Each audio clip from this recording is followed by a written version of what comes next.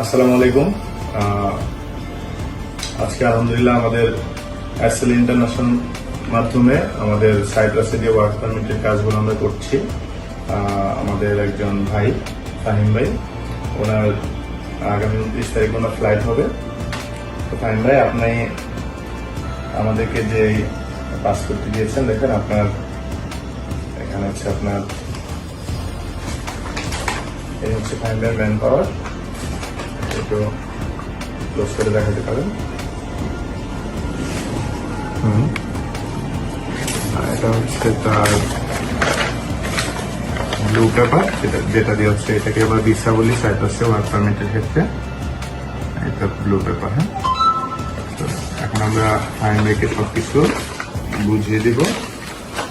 আর এই হচ্ছে ফাহিম ভাইয়ের টিকিট কপি। হ্যাঁ, টিকিট আগামী 29 তারিখ তার ফ্লাইট। ফাহিম ভাই, আপনি আমাদের মানে শুরু থেকে এ পর্যন্ত আপনার যে ছোট্ট একটা জার্নি ছিল, এই ব্যাপারে আমাদেরকে কিছু বলেন। আমি শুরুটা করছিলাম মানে রোজার মাঝখানে, এই রোজায় যে গেল রোজার 15 দিকে মেবি আমি ইনশাল্লাহ জমা দিচ্ছিলাম। জমার পরে 4 রাতের সময় আমার ইন্টারভিউ হয়। এর মাঝখানে 4 রাত পর্যন্ত মানে কিছু স্পোকেন ইংলিশের ব্যাপারে এসএল অনেক আমাকে হেল্প করে। শুরু থেকে হেল্প করতেছে এই পর্যন্ত, শেষ পর্যন্ত আমি একদম প্রথম থেকে বলি। পরে ইন্টারভিউর পরে হলো আমার রেজাল্ট হলো রাত 12টার দিকে। আমি ইন্টারভিউ দিই ঠিকই।